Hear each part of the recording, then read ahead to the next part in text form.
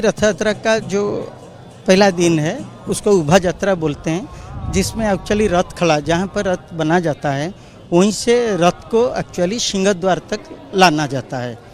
ये सारी एक्चुअली जो इवेंट्स है वो जो काम होता है उसमें एक्चुअली रथ को चलाने के लिए ये जो हमारा है विजय घंट, ये विजय घंट बजने से रथ को एक्चुअली खींचा जाता है। ये जो काम शुरू होता है मंदिर में एक्चुअली भोग होने के बाद आज्ञा माला होता है, मीन्स भगवान के आज्ञा आते हैं कि रथ को अभी माने एक्चुअली सिंह द्वार के ऊपर ले आने के लिए, क्योंकि काल रथ यात्रा है। ये सारी काम जैसे रथ को सारी प्रिपरेशन भगवान मंदिर के अंदर से आने से पहले रथ जो तीनों रथ है बाहर टोटल एक्चुअली कंप्लीट हो जाना चाहिए। इसीलिए आज एक्चुअली रथ खड़ा से उसको बोलते हैं रथ खड़ा, जहाँ पर रथ बना जाता है वहीं से एक्चुअली सिंह द्वार मीन्स एक्चुअली जो सिंह की दरवाज़ा जो पूरब दरवाज़ा है वहीं तक तीनों रथ को ला के रेडी किया जाता है। कल रथ यात्रा में जब भगवान मंदिर से निकलेंगे सिर्फ इससे पहले रथ को प्रतिष्ठा किया जाएगा। जो मंदिर में हमारा ब्राह्मण है माने मुक्ति मंडप सेवायत और पूजा पंडा है वो आके एक्चुअली रथ को प्रतिष्ठा करेंगे।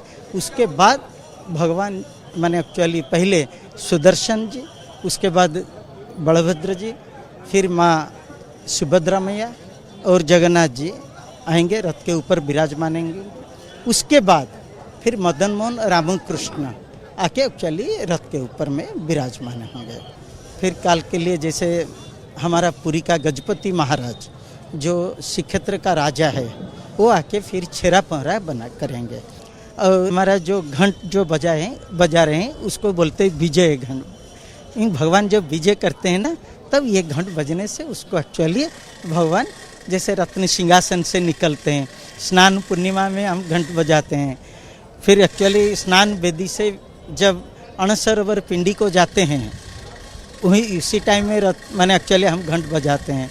उसके बाद जैसे एक्चुअली आज के दिन में घंट बजा रहे हैं, काल पहंडी सुबह जब भगवान मंदिर के अंदर से एक्चुअली रथ के ऊपर आएंगे उसको बोलते हैं धाड़ी पहंडी, उसी में हम घंट बजाएंगे। भगवान एक्चुअली क्या कि ये सारी एक्चुअली म्यूजिक के प्यारे हैं। ये सब के साथ एक्चुअली भगवान ऐसे अपने नाच नाच के एक्चुअली मंदिर से निकलते हैं और रथ के ऊपर जब विराजमान हो जाते हैं, रथ जब खींचा जाता है एक घंट बजने से रथ खींचा जाता है। घंट जब बंद होता है लोग भक्त इसी टाइम में रथ को मानते हैं कि एक्चुअली भी रथ खींचा नहीं जाएगा, बंद करते हैं। ये जो पहंडी होता है, पहंडी हमारा जो है एक ताल से लेकर 16 ताल मीन्स एक्चुअली हरदम एक्चुअली ताल माने जो बजाने का स्टाइल, ताल मीन्स स्टाइल, ये हमारा 16 स्टाइल से एक्चुअली बजा जाता है।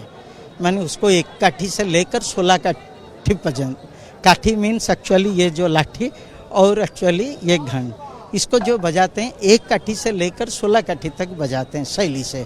इसी हिसाब से एक्चुअली हम जगन्नाथ जी के पास सेवा करते हैं। भी आप देखिए रथ भी रेडी है, पथ भी रेडी है, महाप्रभु जगन्नाथ जी का दैतापति भी रेडी है और महाप्रभु जगन्नाथ जी के सारे भक्त समाज भी रेडी है इस भव्य रथ यात्रा के लिए।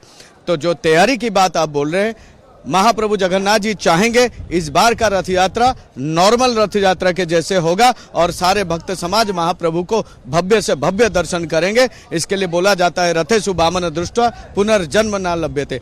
जो भगवान जगन्नाथ जी को रथ के ऊपर दर्शन करते हैं उनका पुनर्जन्म नहीं होता है, वैकुंठ प्राप्ति होता है। इसके लिए महाप्रभु जगन्नाथ जी बहुत दयालु है। महाप्रभु रत्न सिंहासन से अपने भक्त समाज के लिए, अपने भक्त को दर्शन देने के लिए खुद लक्ष्मी जी को छोड़ के अपने भाई बहन के साथ इस रथारूढ़ होंगे।